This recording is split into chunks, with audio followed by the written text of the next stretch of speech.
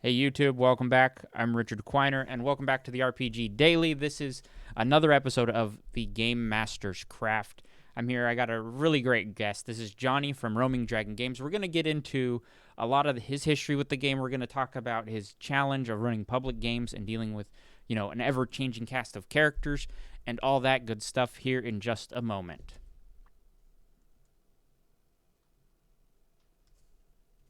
Johnny, welcome to the show.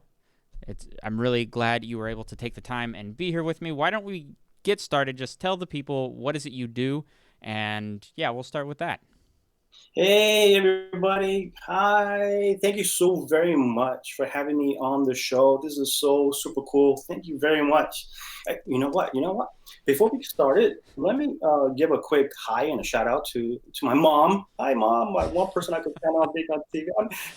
My baby boy's on TV. It's YouTube, mom. It's YouTube. Jeez. No, if anything, I want to say hi to some people out there. All right, go for it. If I may, so very important. Roaming Dragon Dungeon Masters. These guys, I tell you what, as much as heart and passion they put into what they do and express and give an experience to their players, I want to say hi to our Dungeon Masters, Roaming Dragon Dungeon Masters.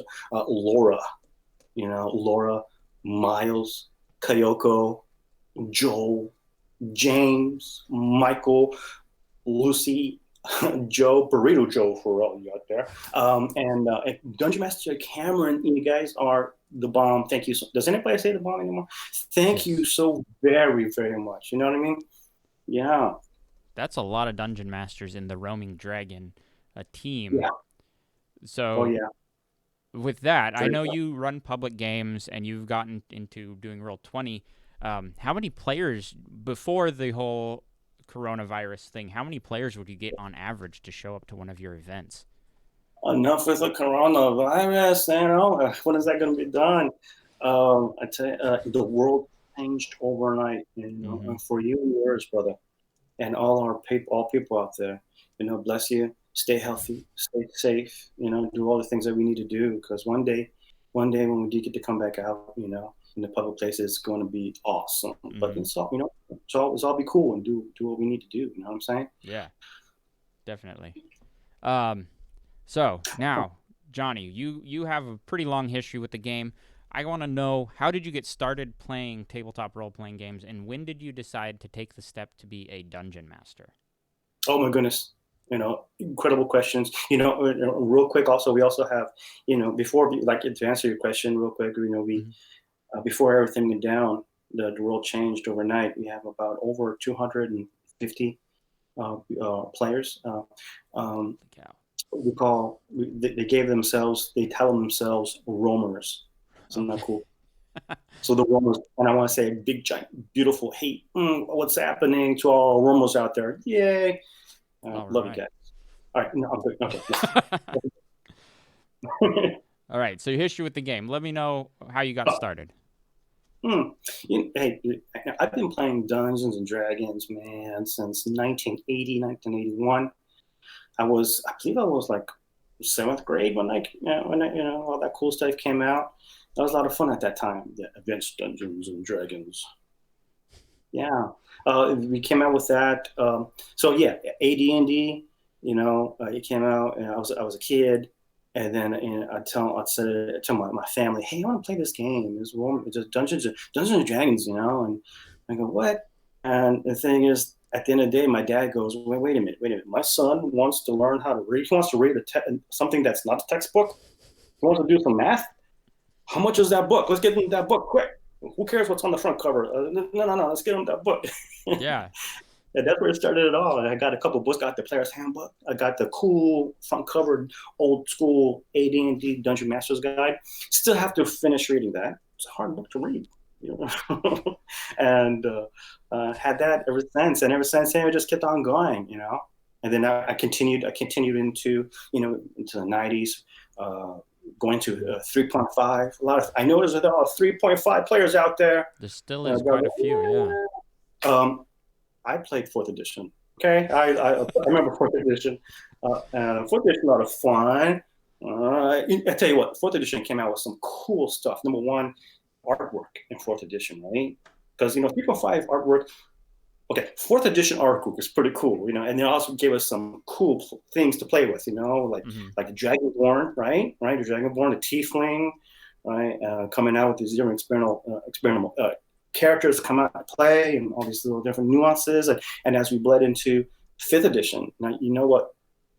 I remember when fifth edition first came out, man. When everybody's going, okay, it's fifth edition. What are they doing? I remember not so many full tables, Hmm. and sitting with myself for maybe one or two people for a stint there. But look at it Oh now, bro. yeah, Look at it now. Isn't that crazy? it's crazy. Crazy. I tell you what, though. I believe Dungeons and Dragons came out with the statistic that 2019, have you said that? I have. 2019 was the biggest year for Dungeons and Dragons in its like 40 plus history. Hmm. You can't, deny, how incredible success.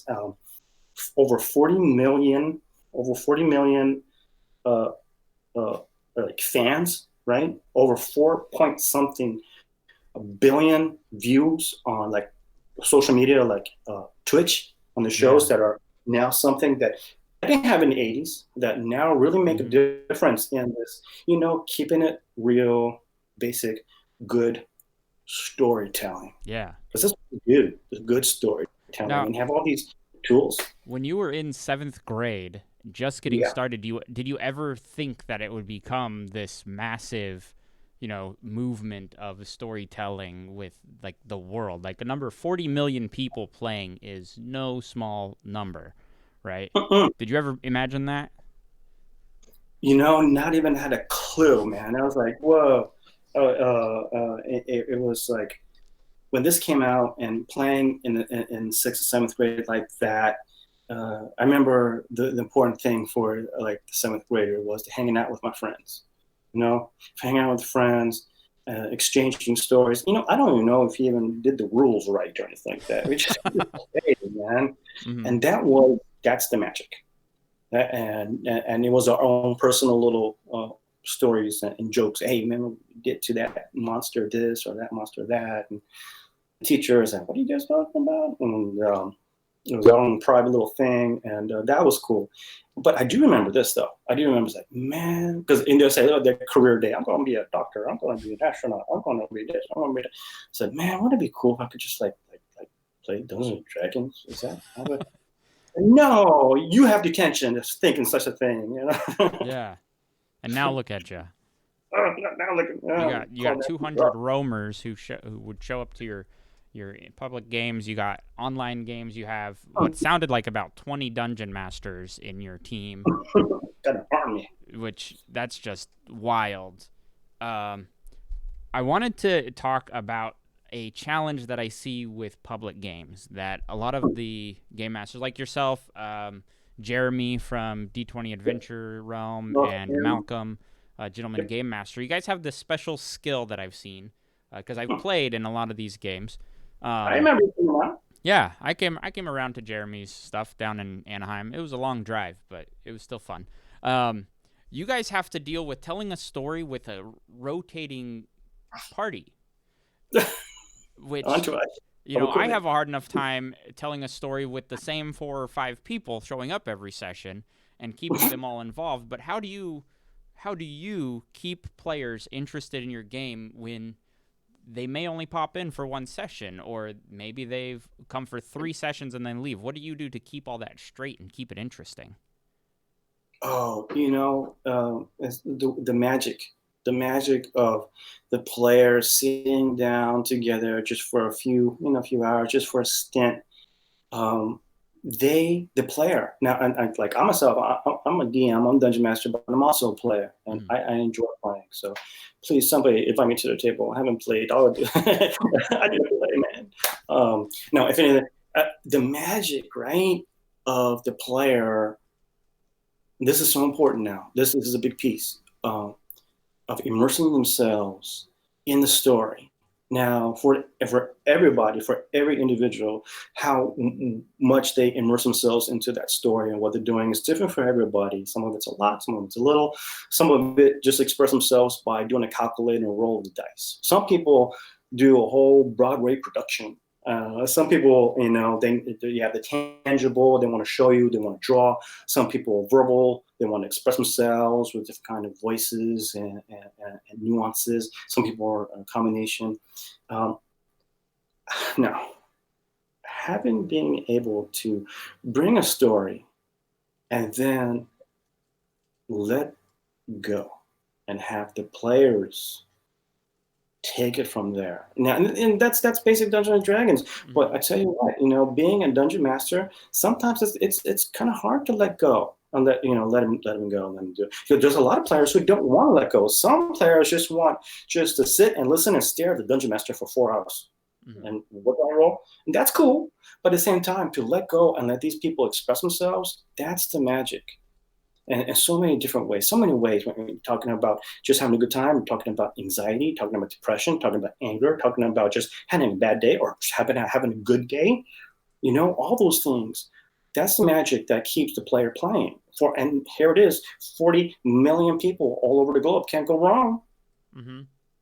It's a basic human element. It's a unique human element to be able to express themselves in a way of storytelling. No other creature can do that. And because of that, I tell you what, here we are, 2020. People are looking at IMAX and 3D movies and all these TVs, and then you have all these books and you have all these, all this stuff.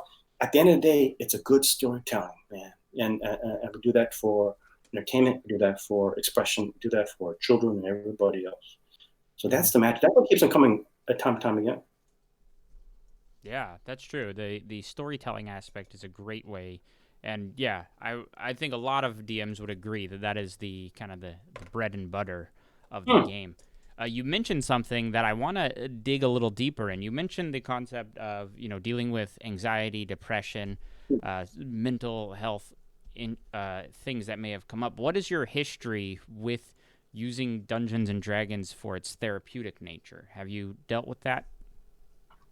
I have, and it means something personal to me in a great way. And it's so much today, talking to Johnny today, because today, when I finished 25 years of military service, I went ahead and right after I retired, did I say retired? Oh my goodness, retired. I went to get my master's degree and to become a counselor because of what the element of storytelling and self-expression comes in to being able to either dungeon master or play in a Dungeons and Dragons game. The social and wellness that comes in from being able to, if you're hearing anxiety or some kind of depression or just having a bad day, and like I said, flip the coin, having a good day too, to be able to let go for a few hours. I remember, look, I love my brothers and sisters in uniform, and I am a military person. That's who I am, and I'm so happy that I was able to fulfill who I am. But it was hard, and especially the last 10 years of the whole stint of the 25.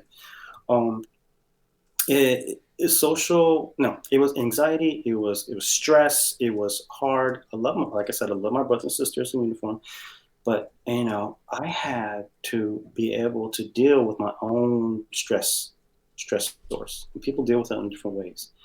My thing was playing Dungeons and Dragons with a few friends. You know what I mean? Because I was able to escape for like 4 hours, what have you, and get immersed into what I'm doing. Just enjoying, just sitting there, listening to the people around me, or doing something heroic in my mind, or thinking of the storyline. It was my thing, and that right there, being able to bring Dungeons and Dragons to the public, the way Roaming Dragon does. Okay, I have discovered that there's a lot of players like that.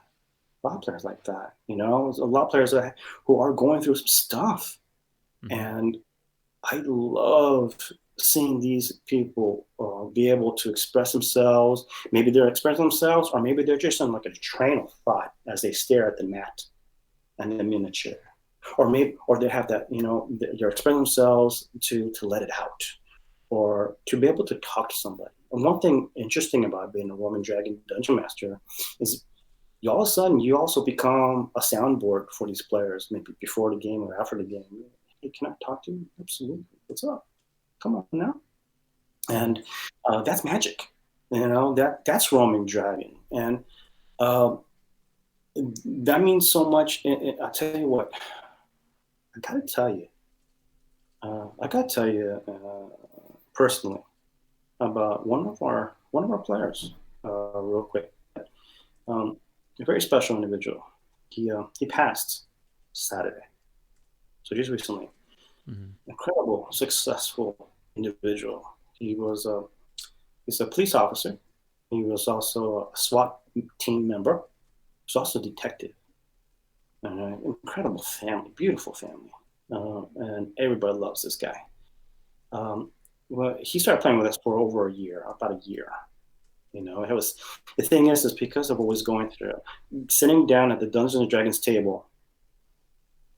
He had to be careful and what have you, but he would look forward to his weekly Dungeons and Dragons with us, and I am so happy and proud to be his dungeon master. And this cancer was getting at him, and he's incredible. And he would play, and he would let loose, and he would laugh, and he would get in the game, and then he would have all these ideas. His character's a barbarian, and he was the barbarian. And he saved the party time again, and that was his escape. That was his thing. Mm-hmm. Whatever he was going through, it wasn't there. He was playing. Yeah. Okay, and you can't deny that wellness. And he is the shining example of why Roaming Dragon is doing what it's doing. Mm-hmm. So it means a lot. Yeah. Wow, that's a lot to take in, and I'm sure that's definitely something you guys are still dealing with in your personal lives right now. But thank you for sharing that, because the escape that D&D and tabletop games in general provide is immensely valuable, I think, for just day-to-day life. You get that 3 or 4 hours, you get to be, a hero. You get to do something amazing in your story that you're telling at the table. And so thank you for sharing that. That is an amazing thing to hear about. And hopefully you can continue having, those epic moments with your players. I'm sure you will, as you've now moved into online gaming. We talked about a little bit beforehand with Roll20 as you guys are moving to there. What are the unique challenges you've faced now moving your in-person games to online? That's a good one, because I tell you what, the world changed overnight for all of us, and Roman Dragon, bringing Dungeon Dragons to the open public. You gotta understand, Roman Dragon is a place to have fun, let loose, play Dungeons and Dragons, be silly, at a cool place, at a venue. Imagine this, and you were there for a bit. Imagine this: you go into a place. You go here in Southern California, around Orange County. Here we are. You have these incredible bars and breweries, and with this incredible craft beers, what have you. And so what happens is you go to one of these places, extraordinary places. They're really cool and hip, and really, outstanding how they put their stuff together. It's a really cool place to visit. The sun's going down. You got your mood lighting. Right? You go and you get your craft beer. You order your hors d'oeuvre or your entree, and then there you go into the patio, if that was the case. And usually all of them have patios. I don't notice that. And then you have a table. This table is all laid out. You have your Dungeons and Dragons mat, and you have your character sheet where it's all filled out, or if we already helped you with one already, what have you. We have your dice all laid out, real nice and beautiful. These things are like jewelry. You know what I'm talking about. Yeah. So you have all laid out for you. You have your miniature, you have your mat, and you come in, you sit down at your seat at the table like a reservation. It is a reservation. You sit down, you sit at your reservation. You have a dungeon master with the sound, the music, and the voices will do all the voices for you. And then get immersed into the story and boom, right into the action. It doesn't matter what level, if you're a beginner or if you've been playing for 100 years and everything in between, the Roaming Dragon Dungeon Master will sit you down and we'll get you in the game, and here we go. But then the world changed. And so, okay. So what happens now is we shift. It just so happens that something that I didn't have when I was a kid, I'm sure a lot of people the same way, that we didn't have these things with the Twitch and the Roll20 and putting all these nuances together. So now we went ahead and shift the same thing onto like Roll20. And I tell you what, for in the beginning and middle of March, it was a little bit of a learning curve. We had to adjust. We had to adjust, storytelling maybe in a way. We had to, the video, right? To be able, because in person we get to express ourselves and get up, you stand up, sit down, move, walk around the table, blah, blah, blah. Here, we're right here now. Yeah. And to be able to have that contact, to be able to self-express what's going on in the story, and then the music. But once we got on to that, then we started learning, how to put in things in the background, pings or nuances or mood music, or the roaring of the dragon in the background with the music going on and clicking, opening up of the door and you're walking in, all these little things coming in, and then the sound things where how reflection of the voice comes into play. So it's doing this day in, day out since we shut down, figuring out new ways to reach our audience and putting this together. So now a Roll20 game with Roaming Dragon is completely different from the beginning of March, when now we put in all the bells and whistles. Now watch out, because going back when we have the opportunity at the proper time to go out and go back to the venues, we're going to take some of the technology we have learned and bring it out there. And it's going to be so cool. I can't wait to show you guys. It's going to be awesome. That's excellent. That's a great story of adapting to the current situation. And that's something I think, these games shine in that regard. Like the tools are great, but, an online game can even just be run through, a Zoom call. The bells and whistles are awesome, but it's not, vital to the story. It just ups that ante a little bit. I got to play in a game recently with Ray, got DM, and all we did was a Zoom call, and he had a little whiteboard in the Zoom call, and he just drew everything in the whiteboard, and that was it. But it was one of the most epic one-shots I've ever got a chance to play. What was that? Yeah, absolutely. Look at that. Exactly. Yeah. It makes for great storytelling, and that storytelling, going back to that, you had mentioned before, that's your favorite part of the game. So I want to know, what is one of your more memorable stories from running a game of D&D? Okay. I'll tell you, another magic piece of Dungeons and Dragons for me personally is the innate ability to connect with my son.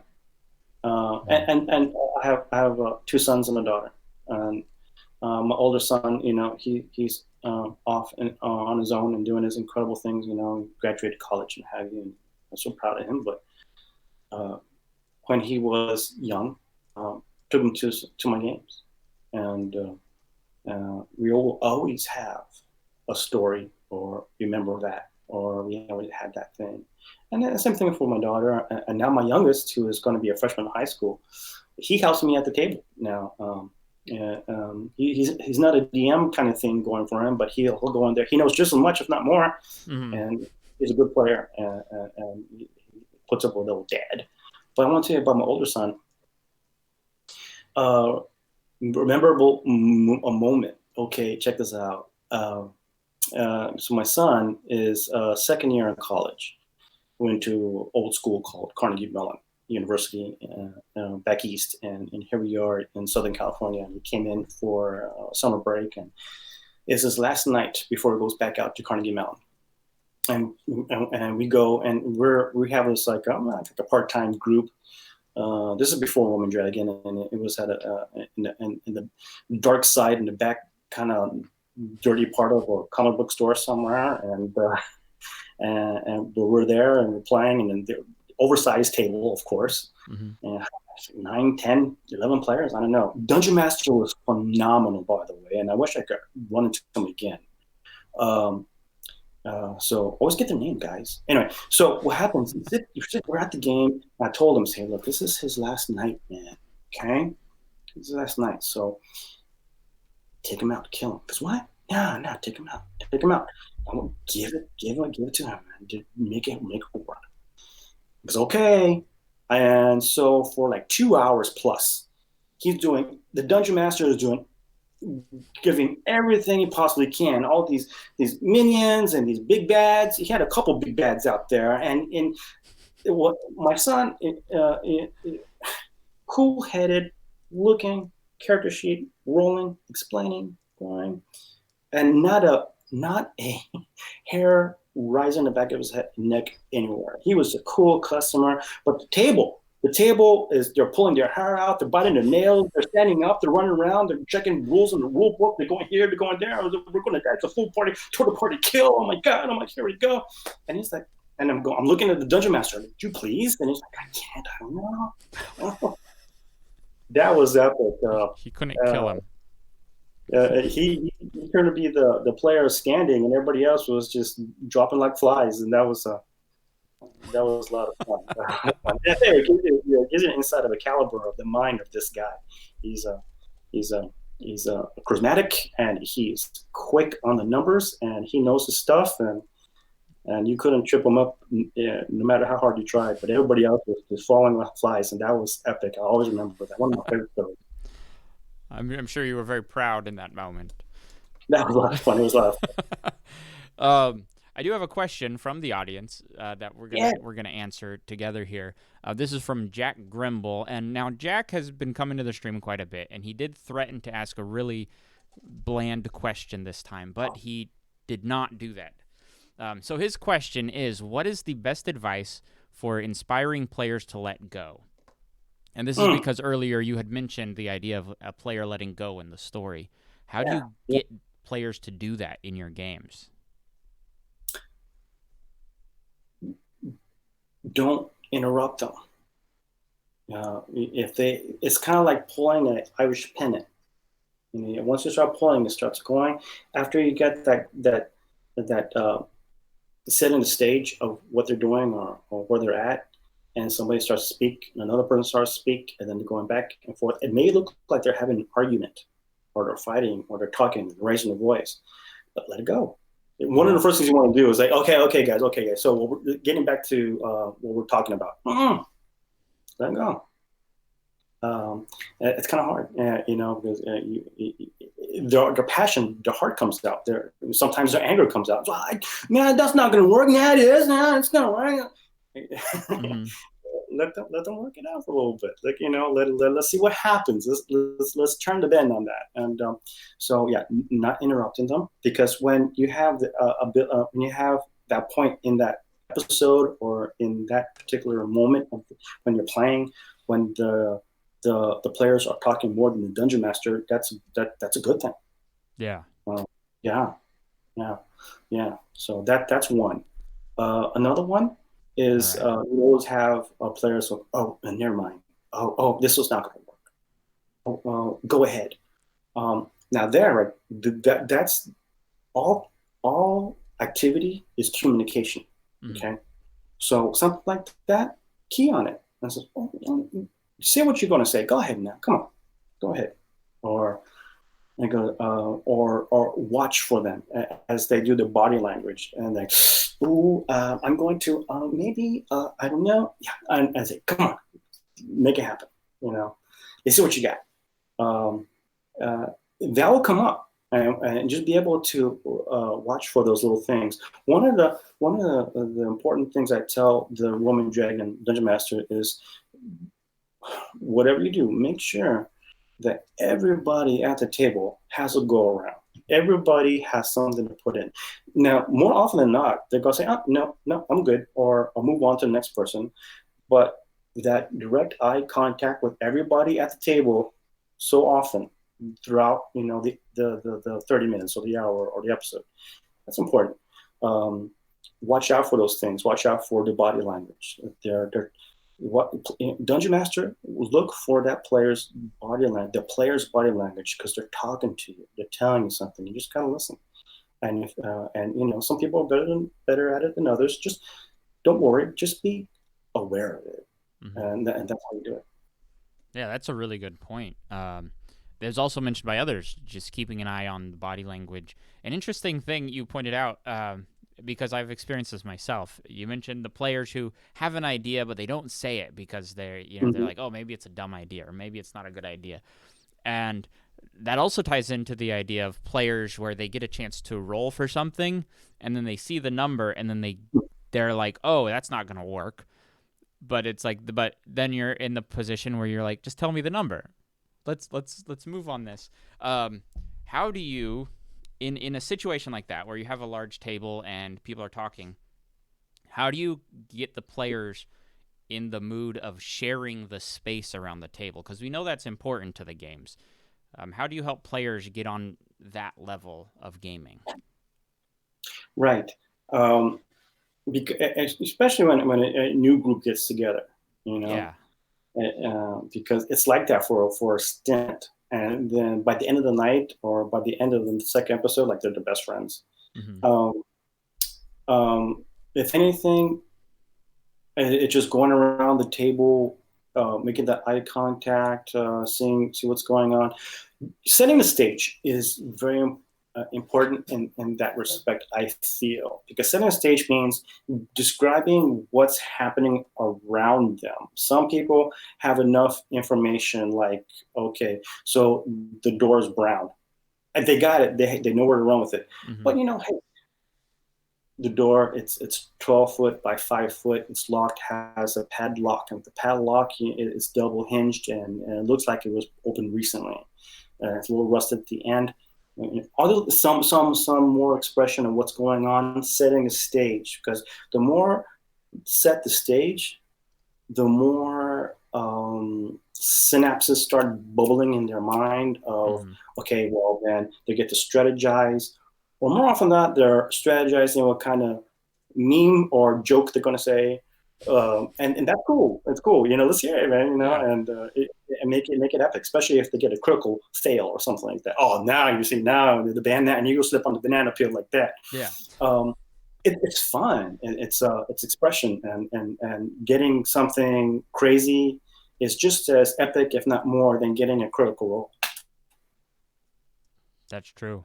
The failures are great moments to, turn that into an amazing storytelling experience. Have you ever run into these players, though, that just they have a hard time accepting failure? And how do you get them to change that? Or how do you help them get in the mind of that failures are not bad? Right.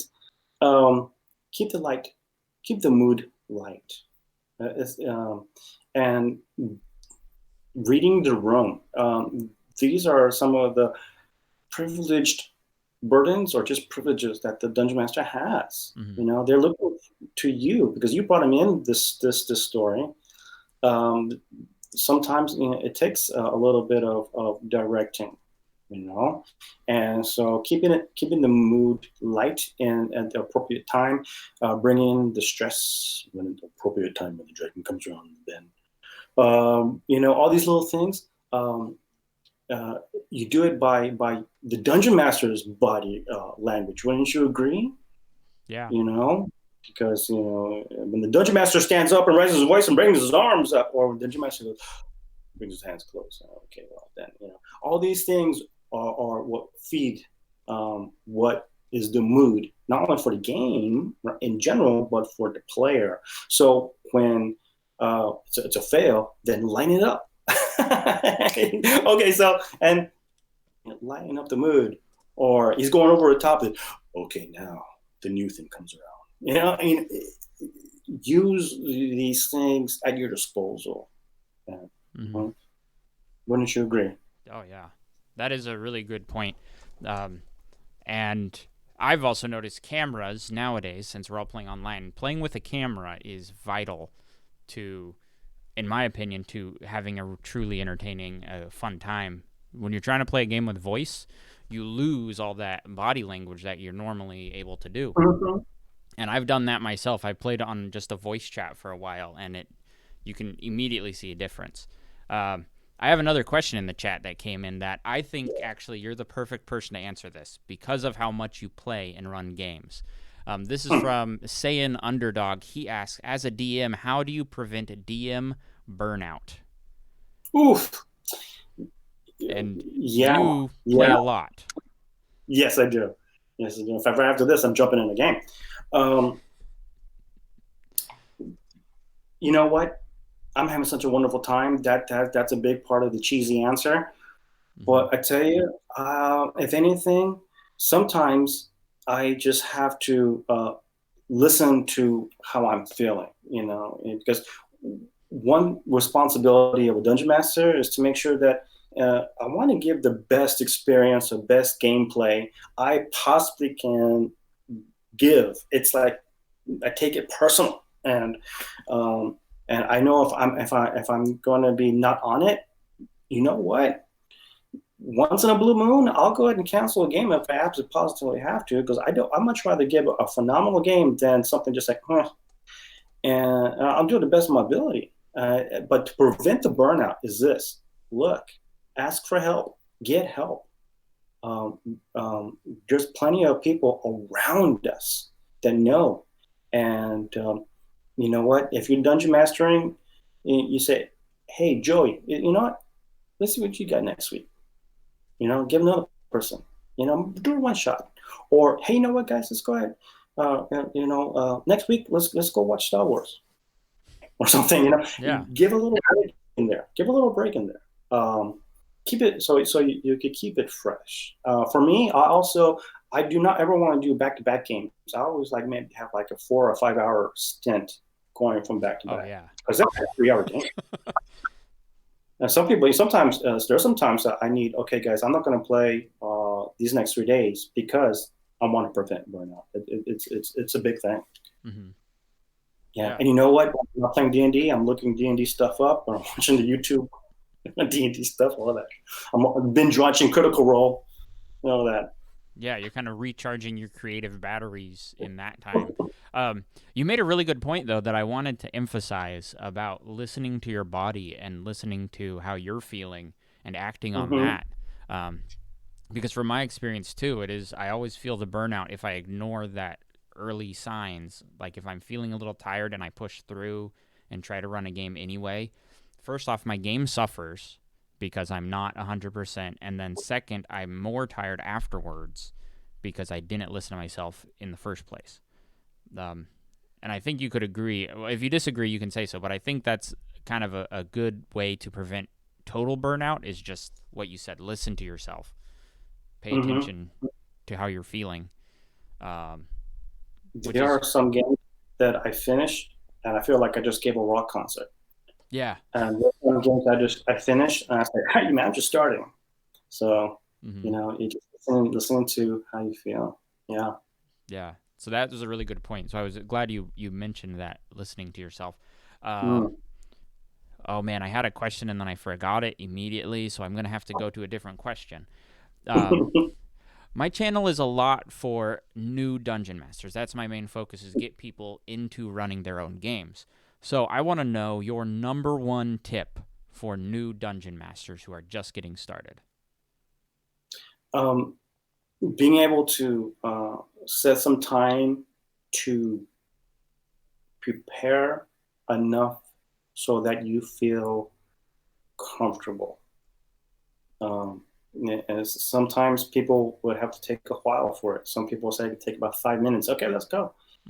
Just be comfortable, and when you feel comfortable enough about what story you're going to say. And give yourself a break. Don't have to be perfect. Don't have to be, I got to hit every point on my story that I'm going to give in this adventure. Because, a lot of times the quite opposite will happen, right? Mm-hmm. But I mean, it's like, just be comfortable on the material that you want to present, but give yourself a break and not bog yourself down with it, right? Yeah. Uh, yeah. And if you could do that, then I feel it's important because how the dungeon master is behind that DM screen, um, the players are going to pick it up. Mm-hmm. Yeah, Yeah. yeah, players are going to. Mm-hmm. So following up on that, because that is a good point. You want to prepare enough that you're comfortable. Mm-hmm. So building onto that for new dungeon masters, what would you suggest they prepare for a session? Like, what would you suggest they focus on first? Very good. Uh, their the inspiration of the story, and because the storyline, there is no wrong answer. Mm-hmm. It's just what gets you feeling good about sharing what you're conveying. You know, an example, playing this campaign, Tyranny of Dragons, Horde of the Dragon Queen. There's one table that pretty much going through the book with the dragon cultists and espionage and all that. But another group is like that just went straight out the window, and it was all mostly homebrew. They found themselves in the Underdark with the Drow somehow. That's not in the that's not in the campaign, but yeah, what's going on? Rewritten the whole book, but it's just being flexible in that respect. How you want to convey the story as far as what's inspiring you. Mm-hmm. And hey, look, if you wanted to watch Lord of the Rings, maybe like for 5 minutes, okay, yeah, okay, Gandalf did this and that, maybe I could, or Luke Skywalker did this or that, or Captain Kirk did this or that. I'm such a nerd. These little things that could be salt and pepper to what you want to self-express, and that's where I get also with when I play, I would love to be a good person to say like these impressionist voices and stuff, but I like to. It's not about how good you are. It's not about how bad you are. It's about how you're expressing your story. So it's Mm-hmm. like like one of the copper dragons that was in that story, the Horde of the Dragon Queen, that I put in there by mistake or not by mistake, and he was like, Sean Connery, shaking. Then I love Jeremy Crawford's uh, one shot that he did at the opening of Descent into Avernus. Oh yeah. Yeah, Mad Maggie. He did an incredible thing with Mad Maggie. Mad Maggie is this hag with dark, wrinkly green skin and puffed out hair, and is just creepy in all the crazy ways. And as he comes out with, as Jeremy Crawford came out, Mad Maggie, I kind of took that with it, and Mad Maggie, baby, I'm gonna we're gonna rock and roll tonight. And you just all these little things to put into your game just to give it a little bit of something, Mm-hmm. just how that's how a little salt and pepper to want to prepare for putting out a game. That is a really good tip that hasn't been mentioned before. That idea of focus on your inspiration a little bit. Yeah. I like that because I personally would rather sit down and watch Lord of the Rings than sit down and prepare 3 hours of encounters. But maybe that's what I need to be doing. Maybe that's what we all should do. Watch Lord of the Rings again. Johnny, thank you for sitting down and chatting with me. I want to know now, though, here's the last question. Where can everyone find you online, and what can they expect to see from your content? Thank you very, very, very much. Let me answer that question. Okay, so, hey, follow us on Instagram, Roman Dragon Games. Okay, Roman Dragon Games, all one word. Mm-hmm. DM me, direct message me, and then say, hey, I saw the show, what have you. I'll send you a coupon for Kraken Dice. So you can go on there and shop at the store online at Kraken Dice. Kraken Dice, one of our friends that really support us in Roman Dragon. We'll happy to do that. So Crack and Dice, check those guys out. We got them on the shirt and all that. Also, yeah, take a look out, keep an eye out for all the things that we do. We're on Roll20. Check us out there, Roman Dragon. There's always a one shot going on every week, and there's multiple campaigns coming up, more and more. And I tell you what, I want to real quick give a big giant hey, I love you guys so very much to our good people out there, to our venues. If I may, real quick, Gamecraft Brewery. Those guys. Thank you so much. You guys are phenomenal. They got their logo on the shirt, on the uniform. Gamecraft Brewery gave us they approached us first, and we're playing Dungeons and Dragons for them, and weekly. We're also at a Lag Bar in Anaheim, about 5 minutes away from Disneyland. Provisions Bottle Shop in Delhi in Old Town Orange, a cool place to chill out. Santa Ana River Brewing Company. These guys put so much passion in what they do in that beer, boy. Ooh, okay, some stories. We also got the Guild Hall, and the Guild Hall, such a cool place. When you go into a real cool, hip place with beautiful people, and you look at the menu, and there's Dungeons and Dragons cocktails, man. Mm-hmm. It's awesome. We also got Mission Viejo, Kaleidoscope Mall, some cool places to hang out over there. You got also